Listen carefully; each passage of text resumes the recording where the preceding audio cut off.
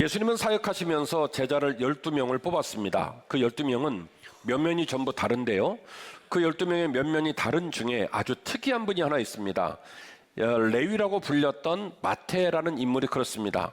마태는 여리고성에 있었던 삭개오와 같이 삭개오가 세리였고 또한 세리 중 장이었다라고 말하는 것과 같이 마태는 동족을 배신하고 형제와 가족을 배신하고 내 인생의 최고의 가치는 돈이다. 처음도 돈이고 마지막도 돈이고 돈이 내 인생의 가장 귀한 가치다. 그래서 돈에 집중하고 돈에 집착하는 삶을 살았던 그런 인물입니다.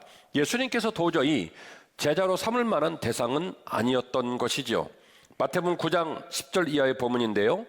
예수께서 마태의 집에서 앉아 음식을 잡수실 때에 많은 세리와 죄인들이 와서 예수와 그의 제자들과 함께 앉았더니 바리새인들이 보고 그의 제자들에게 이르되 어찌하여 너희 선생은 세리와 죄인들과 함께 잡수시느냐, 이렇게 이야기를 하고 있습니다. 여러분 문장을 보셨습니까? 지금 급을 니꼬르를 어떻게 만드냐면 죄인 니꼬르 세리, 세리 니꼬르 죄인이라고 위상을 그렇게 정리를 해놨습니다. 당시 유대인들에게 죄인은 세리입니다. 당시 유대인들에게 세리는 죄인입니다. 동족을 배신하고 가족을 배신하고 그리고 로마에 빌붙어서 엄청난 폭정이 들어간 모든 세금을 거둬들이는 아주 나쁜 사람들의 대명사가 세리였다라고 하는 것이죠. 방금 소개한 것처럼 주님은 레위로 불리는 마태를 제자 삼기 위하여 상당한 압박과 시련을 감수하면서 마태를 제자 삼았습니다. 왜요? 그는 죄인 중에 죄인이었기 때문입니다. 예수님의 제자로 쓸 수 없는 사람, 그리고 예수님의 제자로 쓴다 할지라도 그가 여전히 돈에 빠져 있고 돈을 섬기게 된다면 절대로 주님이 말씀하신 복음의 가치에 순종할 수 없는 사람이기에 쓸 수 없는 소재로 여겨지는 마태를 주님께서는 혹독한 시련과 비방을 감수하면서 그 대가를 치르면서조차 일방적으로 마태를 끌어안고 마태를 제자 삼으셨습니다. 왜 그랬었을까? 굳이 왜 그렇게까지 어려운 코스를 감당하시면서 마태를 제자 삼으셨을까? 그리고 그렇게 제자가 된 마태는 그만큼의 결과와 즐거움을 예수님께 드렸을까? 오늘 말씀을 묵상하면서 우리들에게 계속 자극이 되어지고 은혜를 받는 중요한 포인트가 되었으면 좋겠습니다. 누구보다도 당사자인 마태는 예수님의 은혜와 예수님의 의도를 잘 알았을 것입니다. 예수님께서 버릴 수밖에 없는 자기를 끌어안아 주신 점, 예수님께서 일방적으로 자기를 사랑하여 왜 죄인들과 함께 식사를 하느냐는 비방을 받아가면서까지도 마태를 찾아오셨던 예수님의 그 뜨거운 사랑을 당사자는 알았을 거예요. 그래서 그 주님의 귀한 사랑을 마음에 간직하고 사역을 하다가 그가 남긴 성경이 바로 우리가 읽은 마태복음이라는 성경입니다. 여러분 생각해 보십시다. 마태복음은 다른 복음서들처럼 예수님의 전생애를 다루고 있습니다. 마가복음이 그렇고 누가복음이 그렇고 요한복음이 그런 것처럼 마태복음도 예수님의 전생애를 다루고 있는 건 맞습니다만, 그러나 마태만의 독창적이고 강력한 메시지를 마태복음을 통하여 우리에게 주고 있지는 않을까요? 왜요? 다른 제자와 달리 마태는 아주 특별한 신분을 가지고 특별한 은혜의 통로를 통하여 예수님의 제자가 되었습니다. 그가 예수님의 제자로 부름을 받고 예수님이 의도한 것처럼 잘 변화되어져서 예수님의 제자가 되었으면 더 간증할 일이 많았을 것이고요. 예수님의 제자도가 실패해서 마태가 죄인으로 부름받아 여전히 죄인으로 남아있었으면 할 말도 없었을 것입니다. 그러나 그는 마태복음이라는 성경을 통하여 우리에게 마태만의 독특성을 가진 메시지를 주고 있습니다. 그리고 그 메시지에 집중하면서 2주 전에 마태복음 13장 1절 이하의 본문을 통해서 4가지의 밭과 옥토의 비유로 말씀을 들었고요. 오늘은 그 비유 이후에 있는 말씀을 묵상하면서 여전히 마태복음 13장에 집중하려고 합니다. 오늘은 마태가 대놓고 말을 하던, 그리고 은유적으로 말을 하던, 비유를 통해 말을 하던, 우리에게 정말로 전달하기를 원했던 마태의 애간장이 녹는 메시지가 우리 귀에 들려지기를 원합니다. 닫힌 귀가 열려서 그 메시지가 들리고 어두운 눈이 밝아져서 그 말씀이 보여지는 은혜가 우리 모두에게 있기를 주의 이름으로 축원합니다. 첫 번째입니다. 복음의 7가지의 비유는 천국 복음의 핵심을 우리에게 깨닫게 합니다. 복음의 7가지 비유는 천국과 복음의 핵심을 우리에게 깨닫게 합니다. 여러분, 구약 성경에 유명한 오경이 있죠. 모세 오경. 그 5가지의 성경이 구약을 이해하며 매우 중요한 이 기준점 역할을 하기 때문에 우리가 신학적으로 모세 오경 이렇게 이야기를 하죠. 그런데 신학자들은 관행적으로 신약 성경에도 모세 오경과 비슷한 경이 있다고 얘기를 해요. 그게 뭐냐면 마태 오경입니다. 마태복음 5장 8복으로 시작되는 마태 오경 중에 오늘 우리가 다루고 있는 13장은 제3경에 해당되는 구간이 되겠습니다. 5가지의 중요한 메시지 중 3번째 메시지가 어디에 담겨 있다고요? 마태복음 13장에 담겨져 있습니다. 그리고 이 13장에는 비유가 몇 가지가 나오냐면 7가지의 비유가 나옵니다. 첫 번째 비유는 복음의 씨뿌림과 4가지의 밭 비유인데 2주 전에 우리가 오토밭 설교를 들으시면서 첫 번째 비유는 함께 말씀을 나눴고요. 두 번째는 겨자씨, 세 번째는 누룩, 네 번째는 알곡과 가라지, 5번째는 쭉정이, 6번째는 진주, 그리고 일곱 번째는 그물 비유가 13장에 들어가 있습니다. 매우 독특한 성경이죠. 우리가 알고 있는 많은 비유들이 있습니다만은 한 장 안에 7개 비유가 전부 다 집중적으로 쏟아져 들어간 본문은 찾아보기가 쉽지 않습니다. 마태복음 13장은 거의 전부 비유로 구성이 되어 있다라고 말할 정도로 비유가 많이 나오는데 무려 7가지가 나오게 되죠. 이 7가지 비유는 또 분야에 따라서 3가지로 구분을 할 수가 있습니다. 그룹을 지어 설명을 드릴게요. 첫 번째는요, 복음의 수용성을 말합니다. 2주 전 설교를 기억하십시오. 복음의 씨를 말하고 있는데 복음의 씨가 중요하다, 밭이 중요하다. 예, 밭이 중요하다고 그랬죠. 밭의 상태가 중요하다고 그랬죠. 길가밭, 돌짝밭, 가시밭, 이 모든 걸 기경하면 뭐 된다고요? 옥토 된다. 함께 말씀을 나눈 바가 있죠. 바로 뭡니까? 밭을 강조하는 건 복음의 수용성을 강조하는 거예요. 그리고 두 번째의 그룹은 겨자씨와 누룩의 그룹인데요. 복음의 확산성, 복음의 점진성입니다. 복음은 복음 자체의 능력과 힘이 있어서 복음이 뚝 떨어지면 1대1로 자라는 게 아니라 복음은 확산되고 복음은 점진적으로 영향을 준다라는 것을 강조하기 위해서 2가지의 비유를 들었는데 하나는 겨자씨, 하나는 누룩의 비유를 든 겁니다. 겨자씨가 커지는 것처럼 누룩이 발효하여 모든 빵과 떡을 발효시키는 것처럼 복음은 점진적이고 확장되는 힘을 가지고 있다는 걸 강조하기 위해서 2 비유를 사용했고요.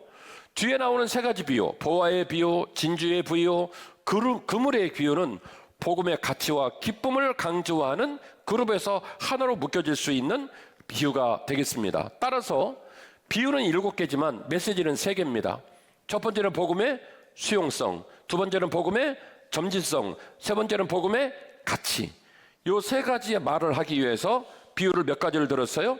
7가지를 든 거죠. 첫 번째는 복음의 뭐요? 수용성, 두 번째는 복음의 점진성, 세 번째는 복음의 가치. 복음의 가치. 그 복음의 가치가 뭐와 같다? 마치 감추어진 보화와 같다. 이 사실을 강조하기 위해서 3가지의 메시지를 주고 있는 겁니다. 여러분 기억하십시오. 복음은 예수 믿는 자들의 중압감과 어려운 의무 수행의 명령이 아니라는 사실을 꼭 기억하셔야 됩니다. 복음은 복음 자체의 수용성을 가지면 얼마든지 아름다운 열매를 맺을 수 있다. 복음은 우리 안에게 떨어지고 복음은 우리가 선포하게 되어지면 복음 자체가 점진적이고 확장적인 능력을 갖고 있기 때문에 겨자씨가 아름드리 나무가 되어지고 그리고 누룩이 발효가 되어서 그 온 자루에 있는 떡과 빵을 완전히 발효시키는 은혜가 있기 때문에 복음 자체에 능력이 있다, 복음 자체에 점진성이 있다는 사실을 생각하자는 거예요. 마지막으로 복음은 밭에 감춰진 보화입니다. 아직은 세상 사람들이 그 보화를 보지 못하기 때문에 값싸게 복음을 생각하지 값진 돈 주고 살려고를 안 해요. 그러나 그 복음을 발견하면 값진 돈을 주고도 복음을 사겠다고 말할 날이 올 것입니다. 여러분이 그 복음을 손에 들고 있고 여러분이 그 복음을 증거하러 나가십니다. 하여 당당하게 주의 복음을 증거하십시오.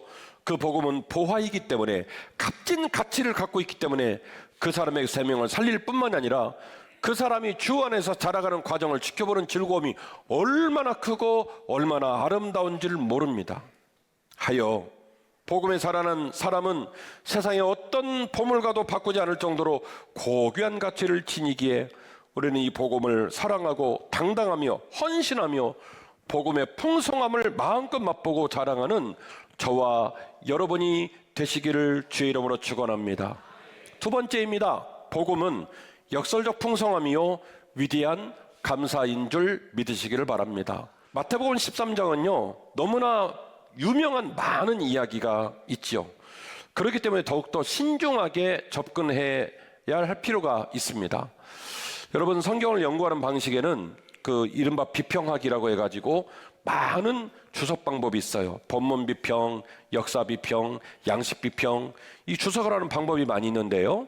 그 성경을 연구하는 조류 중에 새로운 조류가 하나 있는데 이른바 독자 반응 비평이라는 연구의 주류가 있습니다. 하나님 말씀이 역사적으로 어떤 구조를 갖고 있고 원문의 뜻은 어떤 의미를 갖고 있으며 그 뜻이 상황에 따라 쓰여질 때 어떤 용류를 쓰여지는지를 잘 연구하고 주석해서 성경의 진리를 밝히는 게 매우 중요하다는 게 지금까지의 흐름이었습니다. 그런데 근자에는 독자의 반응도 중요하더라는 거예요. 독자가 그 본문을 연구하고 그 본문을 받아들이면서 어떻게 반응하는지, 그 다음에 그 반응한 본문에 관하여 독자가 어떤 역할을 감당하는지. 여러분, 사실은 성경은 소설책이 아니라 우리의 삶을 변화시키는 에너지를 가진 생명의 말씀인 줄 믿으시기를 바랍니다. 그러면 성경의 뜻을 잘 이해하고 원문의 뜻을 잘 밝히는 것도 중요하지만 최종적인 아름다운 완성은 뭐냐면 그 말씀이 내 말씀이 돼야 되는 거고 그 말씀이 내가 반응을 해야 되는 거고 그 말씀 앞에 내가 어떤 역할을 감당해야 되겠습니다라는 말까지 나와줘야 성경이 제대로 해석이 된 것입니다. 동의하시죠? 그래서 독자 반응 비평이 중요하더라는 거예요. 그런데 이 독자 반응 비평의 관점에서 취급할 여러 가지 본문 중에 마태복음 13장은요 독자 반응 비평으로 해석할 때 매우 중요한 본문 중에 하나입니다. 무슨 얘기냐? 마태복음 13장의 진의를 파악하는 것도 중요하지만 마태복음 13장을 우리가 어떻게 읽고 어떻게 우리가 받아들이고 그것에 관하여 어떻게 역할을 하느냐라는 결정을 짓는 일이 마태복음 13장에 있는 독자에게는 더 중요할 필요가 있더라는 거예요. 그 이야기를 전개해 보려고 합니다. 한마디로 말씀을 드리면 상향지향과 소유지향으로 접근하지 말아야 한다는 거예요. 한마디로 일축을 하면 상향지향과 소유지향으로 접근하지 말아야 된다. 어떤 관점을 말하는 거예요? 독자, 반응, 비평. 말씀을 이해하고 그 말씀을 내 것 만드는 과정에 있어서 상향지향과 소유지향으로 접근하면 말씀의 진의를 높일 뿐더러 그 말씀을 내 삶 가운데 이관시켜서 역할을 감당하는 것도 잘못 해석하거나 포지션을 잘못 잡을 수 있는 위험이 너무 크더라는 것이에요. 그래서 마태복음 13장의 저자와 마태복음 13장이 말하고자 하는 진의를 더 깊이 들어가서 이해하고 그 말씀에 대한 역할을 우리가 결정하는 소중한 시간 되기를 원합니다. 첫 번째 드릴 말씀은 풍요가 아닌 존재이다라는 사실입니다. 풍요가 아니라 뭐요? 존재입니다. 풍요가 아니라 존재입니다. 마태복음 13장의 7가지 비유는 참 재미있는 메시지를 우리에게 전해주고 그 전해주는 이야기를 하신 후에 주님은 이상한 이야기를 합니다. 그 이야기를 말하고 끝에다가 꼭 뭘 붙여놓냐면 들을 귀가 있는 자는 들을지어다 이렇게 얘기를 합니다. 이 말은 무슨 얘기예요? 내가 너희에게 말했고 나중에 책에 쓰여서 너희들은 읽지만 읽는다 하여 너희들이 알아듣는 것 아니고 내가 직접 말해서 귀로 듣는다 하여 그걸 알아들을 수가 없다는 거예요. 그래서 뭐라고 말씀하십니까? 제발 너희에게 명하노니 들을 귀 있는 자는 들을지어다 이렇게 이야기를 하고 있더라는 것이죠. 본문의 말씀 13장 8절 말씀인데요. 이렇게 기록되어 있습니다. 더러는 좋은 땅에 떨어짐에 어떤 것은 100배, 어떤 것은 60배, 어떤 것은 30배의 결실을 하였느니라. 9절, 들을 귀 있는 자는 들으라 하시니라. 이렇게 말합니다. 희한하죠? 마태는요, 돈에 굉장히 밝은 사람이에요. 돈 가지고 실수하는 사람이 아니에요. 이런 마태의 기질이 거꾸로 반영이 되고 있는 거예요. 100배, 60배, 30배의 열매를 맺게 된다. 이렇게 말을 하고 있더라는 것이죠. 주님은 이 말씀을 하시고 왜 귀 있는 자는 들으라고 말씀을 하실까요? 도대체 왜 귀 있는 자는 들으라 말씀하실까요? 아무리 얘기를 해준들, 아무리 독서를 한들 오늘 본문이 말하고 있는 진리를 파악하기가 쉽지 않기 때문에 그렇습니다. 마태는 실수로 숫자를 거꾸로 배치한 게 아닙니다. 마태는 160, 30이라는 숫자를 거꾸로 배치하면서 마태 안에 있는 삶의 가치의 극적인 변화를 은유적으로 표현하고 있다고 저는 봅니다. 예컨대 마태복음 25장을 보시면 거기에도 숫자가 나옵니다. 무슨 얘기가 나오죠? 주인이 먼 곳에 갈새 종들에게 각기 재능에 따라 뭘 나눠줍니까? 달란트를 나눠줍니다. 그러면 달란트를 나눠줄 때도 어떻게 가야 돼요? 작은 숫자로부터 큰 숫자로 가야 되겠죠? 1달란트, 2달란트, 5달란트 이렇게 가야 될 텐데 마태복음 25장에서도 마태는 달란트의 비율을 어떻게 배치하냐면 5달란트, 2달란트, 1달란트로 배치를 하고 있습니다.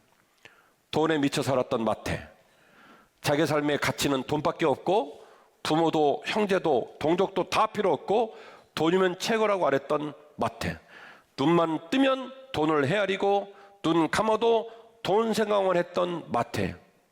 이 마태가 예수님을 만나고 예수님의 제자로 온전히 쓰임을 받고 난 이후 그의 삶의 가치와 우선순위가 완벽하게 뒤집어진 것이에요. 주께서 나와 함께해서 열매를 맺게 하시면 100이라는 열매를 맺을 때도 있지만 오히려 줄어들어서 60이 될 때도 있고 더 줄어들어 30이 될 때도 있고, 그러나 나는 100배도 아멘, 60배도 아멘, 30배도 아멘입니다. 이 말씀을 우리에게 전하고 있지는 않을까요? 하나님께서 우리에게 달란트를 따라 5달란트, 2달란트, 1달란트를 주시는데 사실은 우리의 재능을 따라 주신 달란트는 5달란트도 아멘, 2달란트도 아멘, 1달란트도 아멘.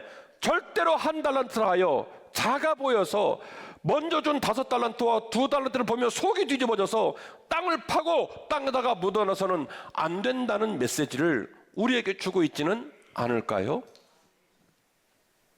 독자 반응이라고 하는 독특한 시선과 그 말씀을 읽어내는 우리의 책임감, 내가 어떻게 반응할 건가, 그 말씀 앞에 나는 어떤 위치를 정하고 어떤 역할을 해야 할까를 고민해야 되는 중요한 부름이, 중요한 질문이 마태복음 13장을 통해 오늘 이 아침에 우리에게 다가오고 있다는 사실을 꼭 기억해 주시기를 바랍니다. 같이 하실까요? 권세가 아니라 영향력입니다. 한 번 더요. 권세가 아니라 영향력입니다. 실제로 주님이 말씀하신 겨자나무는 가지가 우람한, 그리고 잎사귀가 웅창한 그런 이 나무가 아니에요. 그런 겨자나무가 아니에요. 어떻게 보면 풀처럼 보여지는, 유약하고 힘없는, 그래서 혼자 서 있지 않고 함께 더불어 모여있는 저 겨자 풀밭처럼 보여지는 겨자나무가 주님이 말씀하신 겨자나무입니다. 이 겨자나무에는 3가지의 특징이 있는데 진한 향기가 있고 함께하는 기쁨이 있고 그리고 쉼의 영향력을 갖고 있습니다. 내가 너를 돌봐줄게, 내가 너를 지켜줄게, 이렇게 위세 등등한 이야기를 하지 않아도 작은 새들은 알아서 이곳을 찾아옵니다. 별 볼 일 없는 것 같은 이 유채꽃밭에 들어가고 겨자꽃밭에 들어가면 향기 충만하고, 그리고 부들부들한 가지들이 자기를 꼭 끌어안아주고 잠을 자기도 하고 알을 낳기도 하고 새끼를 키우기도 하니 얼마나 소중한지를 모릅니다. 본문 말씀 읽어드릴게요. 또 비유를 들어 이르시되, 천국은 마치 사람이 자기 밭에 갖다 심은 겨자씨 한 알과 같으니 이 모든 씨보다 작은 것이로되 자란 후에는 풀보다 커서 나무가 되매 공중의 새들이 와서 그 가지에 깃들인다. 돈이 없고 배움이 짧고 힘이 부족한 일반인, 민간인이라 할지라도 하나님의 복음이 그 사람 가슴에 떨어지고 그 사람이 복음 앞에 반응을 하니 하나님께서 그 가녀린 씨 하나를 땅에 떨어뜨리고 그 씨가 그의 가슴에 들어가니 겨자 나무가 돼요. 세상 사람들은 권력을 추구하고 부유를 추구하고 높음을 추구하고 1등을 추구해서 힘없고 약하고 부족한 자는 쳐다보도 하지 아니하지만 주 안에서는 약하고 부족한 자들 안에 떨어진 복음의 씨앗이 움직여서 진한 향기를 내고 약하고 부족한 사람들을 끌어안고 그리고 그들을 섬길 수 있는 역동성이 겨자 나무 밭에 있더라는 거예요. 함께 있으면 행복하고요, 함께 있으면 힘이 있습니다. 하나님, 우리 교회가 작은 겨자나무를 할지라도 군락지를 이루고 수없는 겨자나무들이 모여서 겨자 벌판 되게 하시고 겨자 군락지 되게 하시고 그 초원을 노랗게 물들이는 진한 향기가 우리들에게서 쏟아져 나오게 하옵소서. 기도 제목이 되시기를 주의 이름으로 축원합니다. 말씀의 결론입니다. 복음은 생명이며 확장이며 풍성함입니다. 우리가 복음에 헌신해야 될 이유가 여기에 있죠. 복음은 앞서 말씀드린 대로 짱돌이 아니에요. 복음은 폭탄이에요. 폭탄이 터지면 엄청난 영향력을 주죠. 복음은 복음 자체에 힘이 있어요. 땅에 떨어지면 썩어서 없어질 것 같은데 발화를 해서요, 너무나 아름다운 열매를 냅니다. 복음 자체가 누룩처럼 확산이 됩니다. 복음 자체가 겨자씨처럼 그렇게 점진적으로 영향을 미칩니다. 복음은요, 밭에 감추어진 보화와 같습니다. 그래서 복음이 생명입니다. 복음이 확장입니다. 복음이 풍성함입니다. 이 복음 앞에 헌신하는 한 해가 되시기를 주의 이름으로 축원합니다. 또한 복음은 풍요가 아닌 존재로의 행복입니다. 마태 안에 일어난 극적인 삶의 변화가 복잡한 마음과 눈길로 십자가를 바라보는 우리를 변화시키기를 간절히 기대합니다. 돈에 미쳐서 살아갔던 마태, 돈이 그 인생의 최고의 가치라고 여겼던 마태, 그가 예수를 마음에 품으니 숫자를 거꾸로 뒤집어 놓을 정도로 마태의 생각과 가치관이 달라졌습니다. 풍요를 지향하던 그가 이제는 뭘 지향하냐면 주님과의 함께하는 존재를 지향하는 거예요. 주께서 나와 함께 하시면 100도 아멘, 60도 아멘, 30도 아멘. 이 마태의 고백이 우리의 고백이 되기를 원합니다. 마지막으로 복음은 권세가 아니라 영향력입니다. 세상은 모든 권세자들이 군림하고 있습니다. 그래서 그 권세자들의 군림 때문에 많은 사람 눈에서 피눈물이 납니다. 깡패들은 주먹을 쓰고 권력가들은 권력을 쓰고 부유한 자들은 돈을 쓰면서 많은 사람들의 마음을 아프게 하고 슬프게 합니다. 권세는 찍어 누르는 힘으로 사람에게 굴복을 요구하지만 그 권세의 결과물이 세상을 변화시킬 수는 없습니다. 세상을 변화시키는 건 힘이 아니라 바로 뭐냐면 영향력이에요. 따뜻함, 위로, 생명력, 소망, 기쁨, 감사, 이런 것들이 뭐예요? 영향력이에요. 사람을 위로하고 어둠을 몰아내며 낙심과 절망을 치료하고 함께하여 쉼과 평안과 향기를 충만하게 바라는 우리 함께 모든 성도가 되시기를 주의 이름으로 축원합니다.